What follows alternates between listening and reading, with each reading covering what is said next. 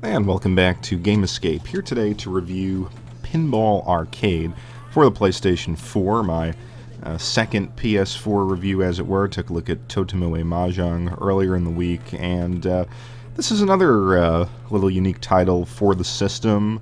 I was not even aware that this was coming out. I just happened to see it while browsing Amazon a couple of months ago, and definitely wanted to pick it up. This is by far my favorite iOS game, and it is just such a wonderful love letter to pinball players, but also those who are like me. And I've mentioned, I actually reviewed this and some other pinball games for the iOS probably about a year ago now.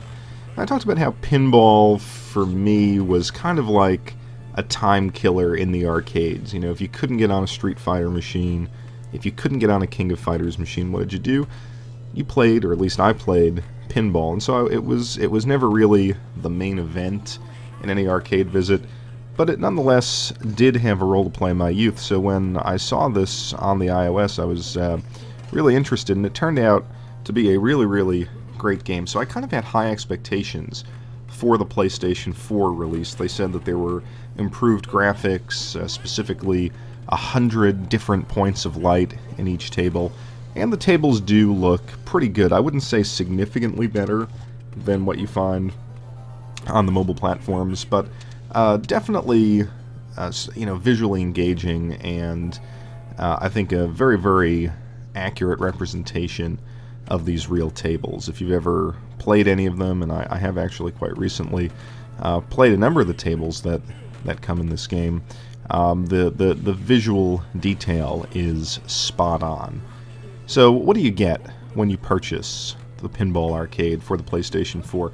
Well, you get the entire Season 1, and that's 18 classic tables ranging from really old stuff from the 50s and 60s all the way to, I think the newest one here is either Stern's Harley-Davidson table or Ripley's Believe It or Not. I think both of those were released in the early to mid-2000s, I think 2004 on both of those. So, you're getting quite a bit of value here. It is $40, and we'll talk a little bit about the price point later on in the video. But the key aspect here is, how does the game play on the PS4?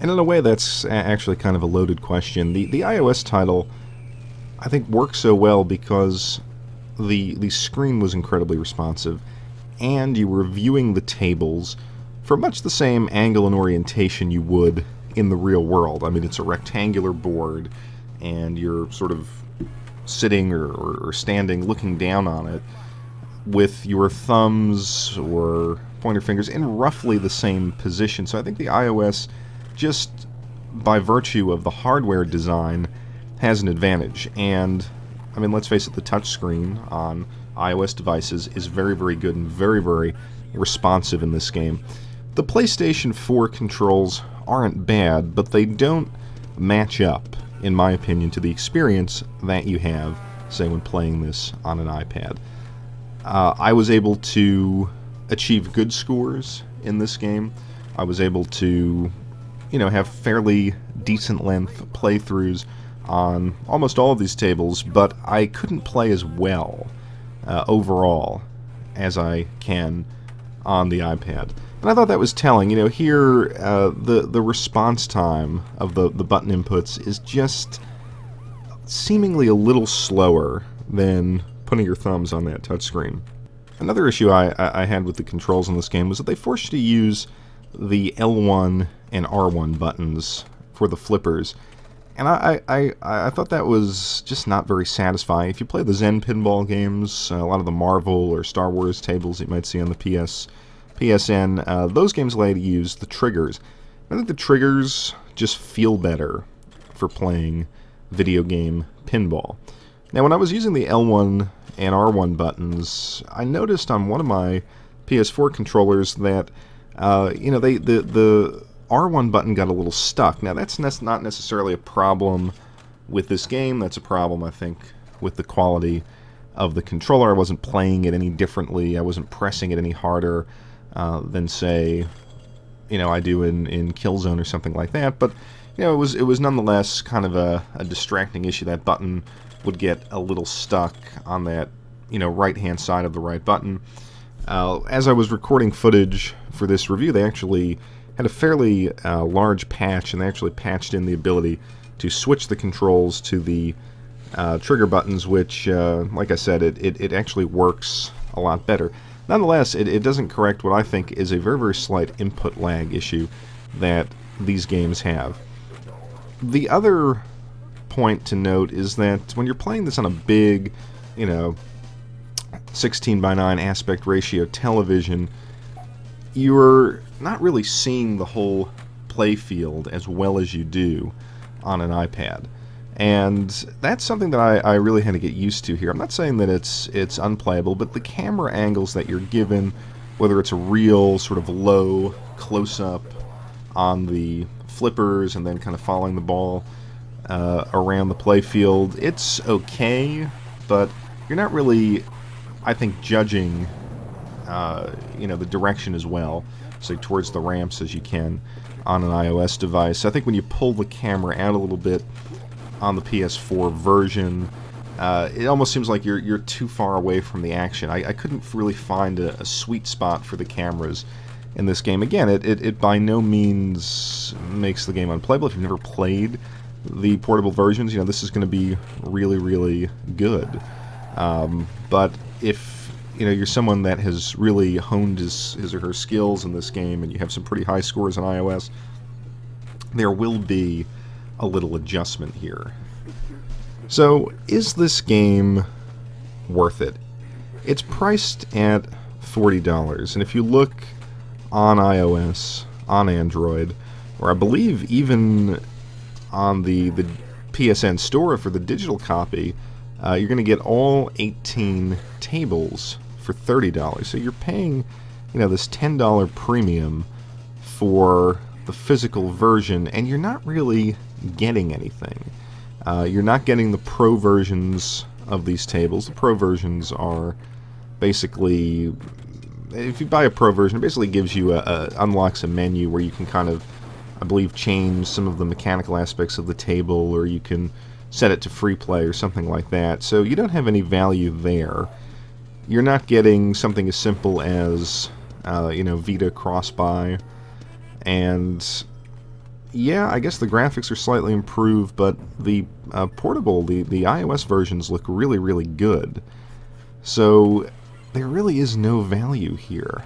And on top of all of that, the sound in this version is terrible.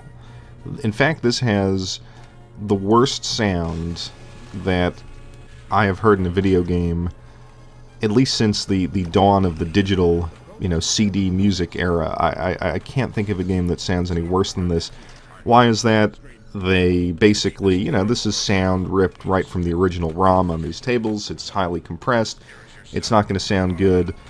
This issue is mitigated on the iPad because obviously it's a small, single speaker, and it doesn't necessarily need to sound good. But on a 5.1 or 7.1 surround sound system, I actually had to sort of go towards each speaker and see, did I blow out a speaker? What's going on? It's so harsh and so compressed and just so unpleasant to listen to. So you would think for $40 maybe they could have remastered the music, or because I think that would actually be a nice value add. If you if you play the Zen pinball games and listen to their soundtracks, they're great. I mean, this is modern, high quality digital music, and here it is abysmal how bad this game sounds. Now, granted, when you're in the heat of the action, you're not necessarily paying attention to the sound as much, but it is definitely an issue. So, should you pick this game up? I would say if you haven't played it and you don't have the ability to play it, in download form, which is a little hard to believe because it's on all platforms at this point, including Steam, then it's okay. As a premium priced physical release, I really don't see any reason to play this version. It sounds worse. It has awkward viewing angles. I think this game is really best enjoyed on a tablet.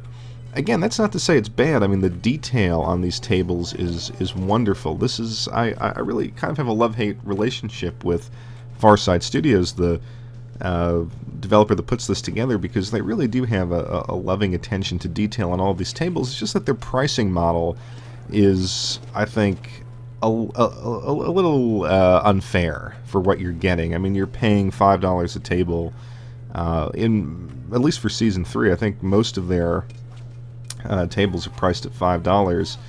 A little steep. If you want to unlock the Pro version, it's $8, and here you have a physical release that really does nothing better than the iOS and Android counterparts, and it's a cash-in. Why did I buy it? Well, I recall wanting to pick up the Williams Pinball Collection. You can get that, I think, for PS3, Wii, and Xbox 360, and I was never able to get that physically, and the prices on those games have really gone through the roof of late, so I figured, let me pick this up. Maybe it's a collector's item, certainly going to look better and play better than the Williams Pinball Collection, so that's why I got it. Plus, I loved it on iOS. So, yeah, I guess the takeaway here is it is better on your mobile device, but it's certainly not, in and of itself, bad on the PS4. It's just a little unsatisfying. So I thank you as always for watching Game Escape, and I'll be back shortly with another video.